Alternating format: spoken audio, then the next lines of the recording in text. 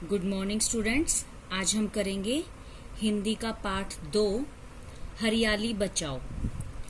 मन्नू के दादाजी को गली के सब बच्चे दादाजी कहते हैं।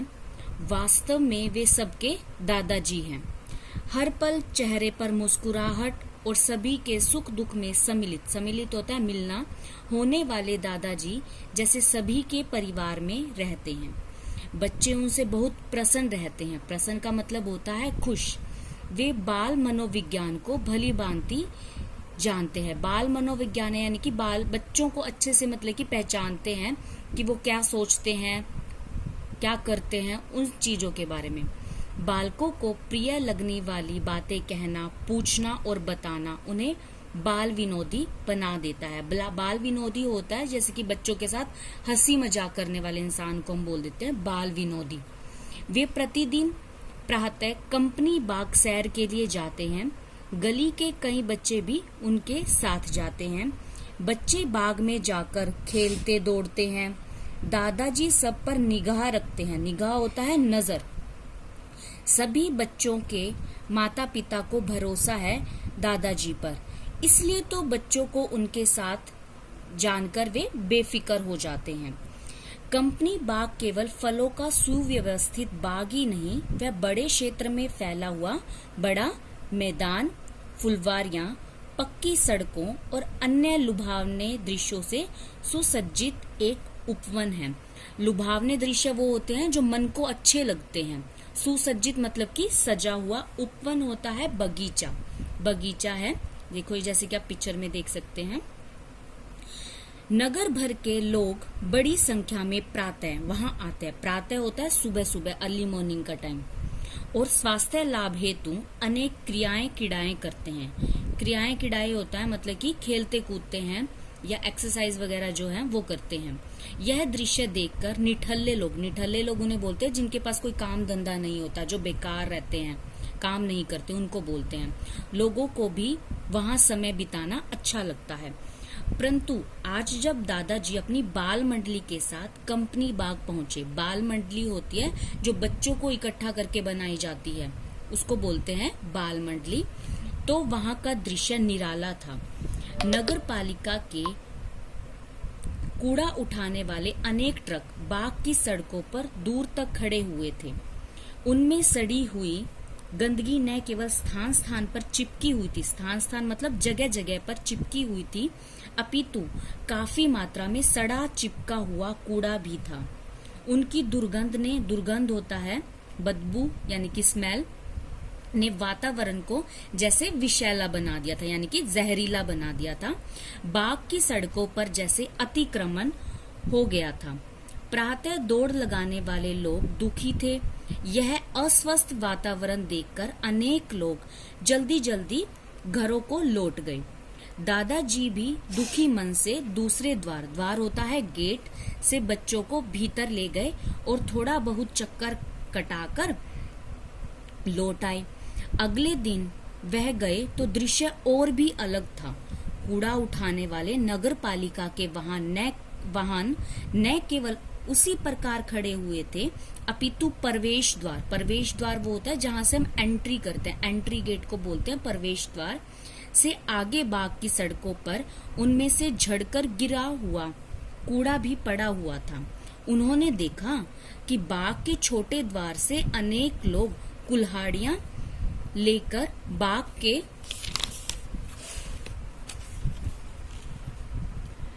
अंतिम छोर की ओर बढ़ रहे हैं। छोर होता है किनारा। बाग की इस प्रकार की दुर्दशा और पर्यावरण के प्रदूषित हो जाने के विचार से दादाजी दुखी हो गए। आओ बच्चों, जरा देखते हैं कि लोग कुल्हाड़ियां लेकर यहाँ क्यों आए हैं, दादाजी बोले और बच्चों को लेकर उधर बढ़ गए। बाग में आए अनेक लोगों को भी उन्होंने बच्चों को भेजकर उस स्थान पर बुलवा लिया। 8-10 मजदूर थे जो अपनी कुल्हाड़ियां और एक और रखकर ठेकेदार की प्रतीक्षा में बीड़ी सुलगाने लगे, यानी कि बीड़ी जलाने लगे। दादाजी ने उनसे पूछा, यहाँ क्या होने वाला है? एक मजदूर बोला, बाग के इस इलाके से पेड़ काटे जाएंगे। यहाँ नगर पालिका के कूड़ा उठाने वाले ट्रक खड़े हुआ करेंगे। अभी ठेकेदार आने वाला है, उसके आते ही काम शुरू हो जाएगा। उसकी बात सुनकर, जो मजदूर था, उसकी बात सुनकर दादाजी घबरा उठे। इससे तो बाग का बड़ा क्षेत्र वृक्ष विहीन हो जाएगा। वृक्ष विहीन मतलब कि बिना वृक्ष के। केवल इतना ही नहीं, इतने सुंदर स्थान पर कूड़े के ट्रक खड़े होंगे तो पर्यावरण दूषित हो जाएगा। इससे तो नगर की शोभा बना यह स्थान अपनी गुणवत्ता खोजेगा।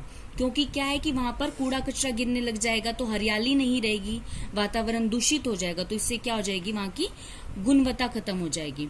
उन्होंने सोचा, अब तक वहां अनेक लोग जमा हो चुके थे। सभी लोग माजरा समझ चुके थे। माजरा मतलब कि क्या बात हो रही है वो चीज समझ चुके थे। दादाजी उन्हें संबोधित करते हुए बोले, क्या आप चाहते हैं कि कंपनी बाग वृक्ष विहीन होकर कूड़े के ढेर में बदल जाए? मतलब कि वहां जो लोग इकट्ठे हुए थे उनसे दादाजी ने कहा कि भी आप लोग चाहते हो कि ये बाग जो है उजड़ जाए या वृक्ष विहीन हो जाए?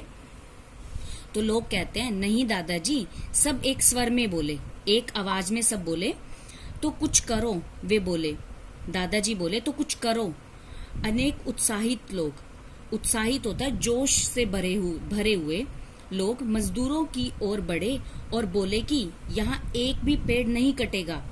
मजदूर यह सब देखकर डर गए। दादाजी ने जेब से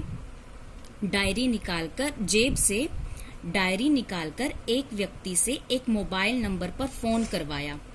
यह फोन नगर सेवा नाम की संस्था के अध्यक्ष का था। दादाजी ने उन्हें सारी बात बताई।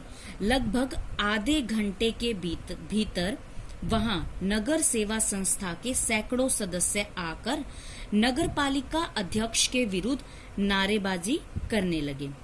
थोड़ी देर में मजदूरों का ठेकेदार भी आ गया, जो ये सब कुछ करवा रहा था। उनका जो ठेकेदार था वो भी आ गया। वह ऐसी बिगड़ी हुई स्थिति देखकर मजदूरों को लेकर वापस चला गया। इस प्रकार उस समय तो बाग को काटने से बचा लिया गया। भाई एक बार फोन किया तो उससे एक बार तो काम रुक ही गया, परंतु लोगों के जाते ही यह काम फिर से स्टार्ट हो गया, पुनः आरंभ हो गया। आरंभ का मतलब स्टार्ट हो गया। दादाजी ने यह बात नगर सेवा के अध्यक्ष को बताई। वे बोले, दादाजी आप चिंता न करें, भाई आप टेंशन मत लो, कोई फिक्र मत करो। अभी निरंतर हमारे कार्यकर्ता यहाँ आ रहे हैं। आधे कार्यकर्ता कुछ देर बाद नगरपालिका अध्यक्ष और कलेक्टर साहब से मिलने जाएंगे और इस समस्या का समाधान करेंगे। आप निश्चिंत रहें, यह ट्रक भी यहाँ से जाएगा और ये लोग निर्विघ्न मतलब बिना बाधा के बाग में प्रतिदिन स्वास्थ्य लाभ प्राप्त कर सकेंगे। दादाजी उनकी बात सुनकर आश्वस्त हो गए। उन्होंने एक युवक के द्वारा सभी बच्चों को उनके घर भिजवाया। तब वे बेफिक्र होकर यह अभियान को सफल बनाने के प्रति दृढ़ हो गए। नगर सेवा के कार्यकर्ता निरंतर बढ़ते जा रहे थे। निरंतर मीन्स होता है लगातार। उन्होंने उच्च स्वर में नगर पालिका अध्यक्ष के विरुद्ध नारे लगाने शुरू कर दिए। नगर सेवा संस्थान के अध्यक्ष लगभग 100 लोगों को साथ लेकर जुलूस के रूप में नगर पालिका अध्यक्ष के घर गए। जुलूस मतलब कि एक साथ इकट्ठा होकर प्रदर्शन करना, उसको हम जुलूस बोल देते हैं। दादाजी भी जुलूस में सम्मिलित हुए, यानी कि उन्होंने भी उसको ज्वाइन किया जुलूस को। नगर पालिका अध्यक्ष ने शांति पूर्वक उनकी बात सुनी और कहा कि आप निश्चिंत रहे, 1 घंटे के भीतर सभी ट्रक वहां से हटा लिए जाएंगे और उन्हें खड़ा करने के लिए अन्य कोई स्थान दिया जाएगा। लोगों के सामने ही उन्होंने 2-3 स्थानों पर फोन किए और कहा कि आप लोग जाएं, मैं संबंधित कर्मचारी होते हैं, जो वर्कर होते हैं उनको बोलते हैं कर्मचारी, को बाग न काटने और ट्रक तुरंत हटाने के आदेश दे दिए हैं। आदेश होता है ऑर्डर। सभी लोग उनका धन्यवाद कर वापस लौट गए। जब वे पुनः कंपनी बाग तक पहुंचे तो देखा कि ट्रक वहां से निकाले जा रहे थे। यह देखकर दादाजी को बड़ा संतोष हुआ मतलब संतुष्टि हुई, जैसे कि उनकी छाती पर से कोई बड़ा बोझ उठा लिया गया हो। इस प्रकार दादाजी की सक्रियता ने न केवल बाग का पर्यावरण दूषित होने से बचाया गया, अपितु अनेक वृक्षों को कटने से भी बचा लिया गया। वृक्षों के कटने से न केवल बाग की सुंदरता पर एक बड़ा घाव लग जाता, अपितु सदा के लिए हरियाली नष्ट हो जाती।